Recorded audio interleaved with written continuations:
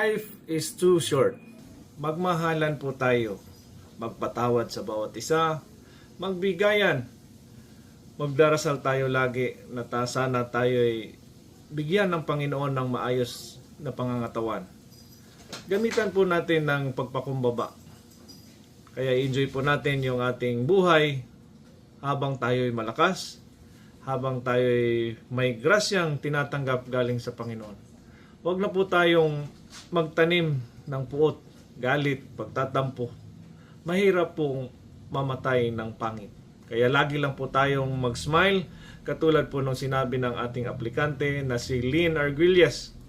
Kahit sisigawan siya ng amo niya, lagi lang siyang nakasmile.